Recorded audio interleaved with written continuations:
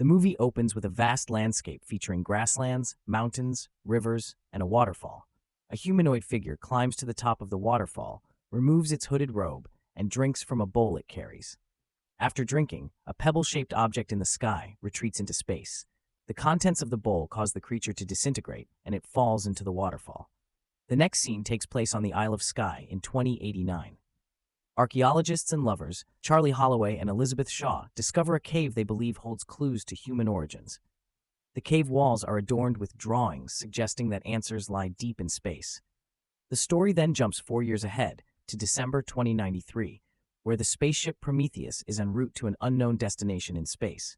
We then see David, an android, accessing Elizabeth's memories using neurovision technology while she is in stasis. He views a memory of Elizabeth as a child discussing the afterlife with her father, revealing her mother's death. After viewing the memories, David exercises, eats breakfast, continues his ancient language lessons, watches a movie, and completes his morning routine.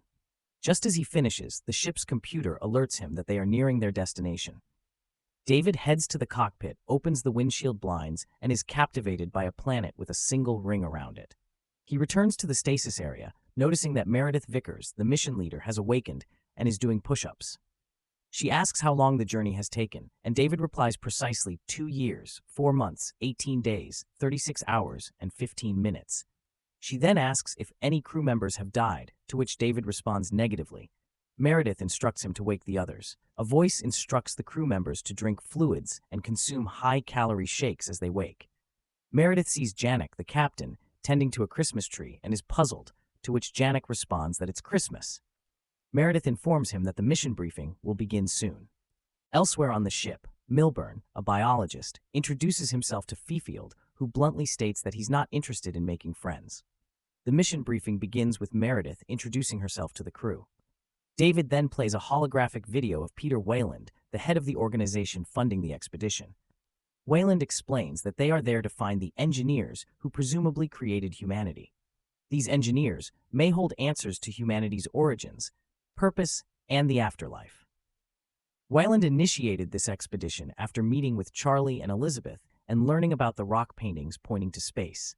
He appoints Charlie and Elizabeth to lead the mission.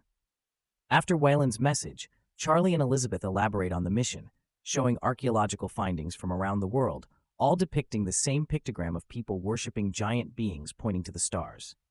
These ancient civilizations couldn't have known about the distant galaxy they were indicating, which has its own sun and the only planet capable of sustaining life, their destination.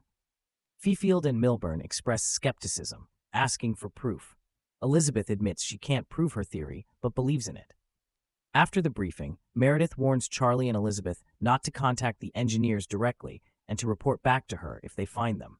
She expresses doubt about the engineers' existence and emphasizes that the company funding the mission has its own plans, which don't include making contact with other civilizations.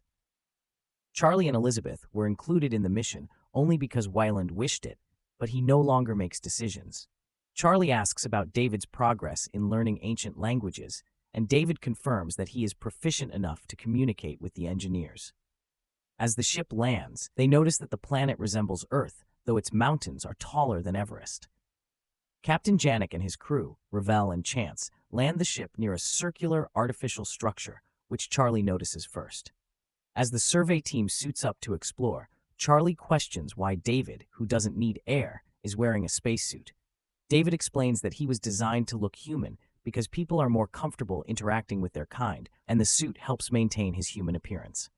The team heads into the structure in 3 vehicles. Scans reveal that the structure is hollow. After parking the vehicles, they proceed on foot and inform Captain Janek of their progress. Fifield and Milburn are the last to enter, with Fifield releasing sensors to map the interior. Inside, they discover stalagmites and what appears to be springs of water. They find that the air is breathable, prompting Charlie to remove his helmet, followed by the others. As they delve deeper into the structure, David discovers a rock slab with codes and sticky residue. He finds it fascinating and uses his ancient language knowledge and the sticky residue to trace the code patterns. This activates a hologram of humanoid figures running through the structure. David stands still as they pass through him, while the others dodge out of the way. This leads the team to discover the decapitated remains of one of the engineers. seemingly killed by a door. Back on the ship, Meredith is stunned, while Janek mocks her reaction. Fifield, agitated and having seen enough, convinces Milburn to head back with him. With them gone, the rest focus on the body and the door. Elizabeth uses a carbon reader to estimate the body's age at about 2,000 years. Meanwhile, David climbs a ladder to what seems to be the key to unlock the door. David opens it before the others realize, revealing the head of the body on the other side. They enter a chamber filled with peculiar vases and a human-like face sculpture. David attempts to inspect one of the vases, but Elizabeth stops him, cautioning not to touch anything. However, once the others move away, David secretly examines a vase. He notices a black fluid seeping from the top and declares it to be organic. Elizabeth observes the murals on the walls changing, prompting them to leave the chamber, but not before they take the head of the decapitated engineer. Janek alerts them of an approaching storm, advising them to head back. Meredith adds that they have only 15 minutes to return to the ship. Elizabeth and Ford place the head in a transparent bag, while Elizabeth calls out to Charlie and David. David discreetly stashes one of the vases in a bag before rushing out. Black worms emerge and begin moving under David's feet. They make their way to the vehicles outside, start them, and drive toward the ship, with the storm closing in behind them. As they near the ship, something goes wrong. The bag with the head falls, and Elizabeth runs back to retrieve it, only to be swept away by the storm. Charlie follows her in a vehicle, which is also blown away, but he eventually reaches her. David arrives to help, securing them and the bag to the ship with a cord that pulls them back to safety. Charlie begins to scold Elizabeth for risking her life to save the bag, while David calmly checks if she's okay. Ignoring Charlie, Elizabeth assures David that she's fine. Janek inquires about Milburn and Fifield. Elizabeth wonders if they haven't returned yet, but the two men had gotten lost in the labyrinthine corridors of the dome. Janek contacts them, instructing them to stay calm and wait for rescue in the morning. The men agree to wait out the storm outside the ship, but not before commenting that Charlie and Elizabeth are too obsessed with aliens. Meanwhile, Elizabeth, Ford, and David examine the head inside the ship. Meredith joins them as they finish checking for any contagion. Finding none, they discover that the head is covered by a helmet. The three of them remove it, revealing the actual head of the engineer. Elizabeth instructs Ford to use a device to send electricity into the brain, intending to convince the engineer's nervous system that it is alive. Initially set at 30 amps, she increases it to 60 amps. The face begins to move, but when they try to reduce the voltage, the device malfunctions. They must contain it quickly as it starts emitting a foul odor. The head eventually disintegrates in the containment box. Frustrated, Charlie grabs a drink and leaves the lab. However, Elizabeth remains determined to continue the research and plans to further examine the remaining fragments of the engineer. In the next scene, David is seen conversing with someone in a stasis pod. As he exits, Meredith intercepts him, demanding to know what the person said. David is initially hesitant to share, but Meredith pressures him. Reluctantly, David reveals the mysterious man's words, "Try harder." David then retrieves the vase he brought onto the ship from the refrigerator. Meanwhile, Elizabeth and Ford are analyzing the DNA of the engineer and discover that it matches human DNA.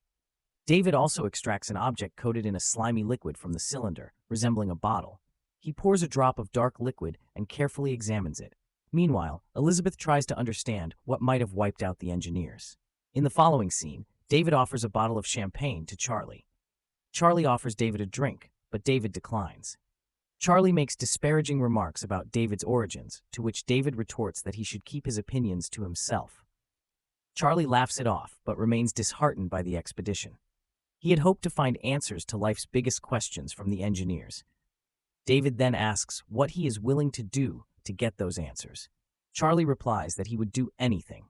David subtly mixes a drop of the mysterious alien liquid into the champagne and offers it to Charlie, who drinks it without noticing anything unusual.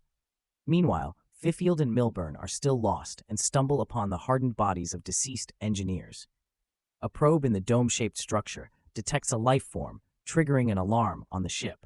Janek checks and alerts the two lost men via radio, causing them to panic and move away from the detected life form. Elizabeth is recording a video in her room when Charlie enters, bringing her a rose. They discuss the mission, and she shares the discovery of matching DNA, which makes him emotional. They end up sleeping together. Meanwhile, Janek and Meredith have a conversation that leads to her inviting him to her room while the storm continues outside. Fifield and Milburn, still lost, find the chamber Elizabeth's group previously explored. As they inspect the area, Fifield spots movement in the black liquid on the floor. Milburn investigates and discovers a snake-like creature. As he examines it, another appears. He reaches out to it, only to be bitten, with the creature wrapping around his arm and breaking it. When Fifield tries to help, the creature sprays corrosive liquid on his helmet. Fifield falls face first into the black liquid, and Milburn doesn't survive. The next morning, Charlie notices a reddish tint in his eyes upon waking in Elizabeth's room. Janek contacts her, reporting the loss of communication with Fifield and Milburn. While the others search for the men, David stays behind on the ship and cryptically warns Charlie to be careful as they leave. David then secretly drives into the building, heading to a room full of vases, identical to the one he brought back to the ship. He provides Meredith with a view through his body cam before abruptly turning it off, leaving her cursing in frustration. Meanwhile, the others arrive at the chamber where Milburn was attacked, finding his body but no sign of Fifield. Charlie, now exhibiting worsening symptoms, sits down while Elizabeth checks on him. Janek and the others assist him back to the ship, with Elizabeth calling for a medical team. In the control room of the building, David activates holographic engineers who interact with a console, displaying the universe with Earth highlighted. David watches intently until the holograms disappear, leaving him alone except for a brief, lingering image of Earth. He then discovers an engineer in what appears to be a tomb. As they approach the ship, Charlie's condition worsens, prompting him to beg Meredith to burn him. The others restrain Elizabeth as she watches him being torched, sobbing in anguish. David, now on the ship, confiscates Elizabeth's cross, suspecting contamination, and informs her that she's 3 months pregnant with an abnormal fetus. She pleads for its removal, but he refuses, citing a lack of medical personnel. David also reveals that he knows how her father died by watching her dreams. Later, Ford and another crew member attempt to wake Elizabeth, but she pretends to be unconscious before attacking them and escaping to an automated surgery machine. She programs it for an abdominal procedure, and the machine extracts an octopus-like creature from her womb. She escapes, leaving the creature behind. Meanwhile, Janek notices Fifield outside the ship and instructs the crew to let him in. However, it's a transformed Fifield who attacks and kills several crew members before being subdued. Elizabeth, now wandering the ship, stumbles into a room where Mr. Wayland, the expedition's financier, is revealed to be alive. David quickly covers her with a coat and seats her. Elizabeth warns Wayland that she was wrong about the engineers and urges them to leave the planet, but he insists on staying, driven by the desire to uncover the answers they seek. She later finds Charlie's ring by the washstand, reconsiders her decision, and begins suiting up. Janek arrives, declaring that he's ready to leave and go home. He explains that this was merely a military base for the engineers, but their own weapons turned against them. Wayland and Meredith have a tense exchange. Following this, Wayland, David, Elizabeth, Ford, and others proceed to the engineers' military facility. David leads them to the chamber he had previously discovered. Janek, observing the 3D rendering of the chamber, realizes it's actually a ship. Meanwhile, David reveals that the engineers were preparing to leave before everything went wrong. He further explains that their destination was Earth. Wayland requests to see the surviving engineer. David releases it from its cage, and the engineer steps out. David attempts to communicate with the engineer, but it attacks him and the others. Only Elizabeth Shaw manages to escape. As Wayland dies, he utters, "There is nothing." However, David's head remains functional. Meredith, Janek, Ravel, and Chance are shaken by the events, but begin preparing the ship to return to Earth. The engineer starts up his ship, and the exhaust knocks Elizabeth down, pushing her toward the military facility's entrance. As she runs to the human ship, gaps appear in the ground, revealing that even the terrain is part of the engineer's military installation. Janek contacts her, and she begs him to stop the engineer's ship from leaving the planet. Meredith refuses to listen. Unable to convince Janek, she flees to the escape pod. Ravel and Chance stay behind with Janek, but the escape pod crashes shortly after launch. Janek then pilots his ship directly into the engineer's ship, causing it to crash. The impact causes the engineer's ship to roll, eventually crushing Meredith Vickers.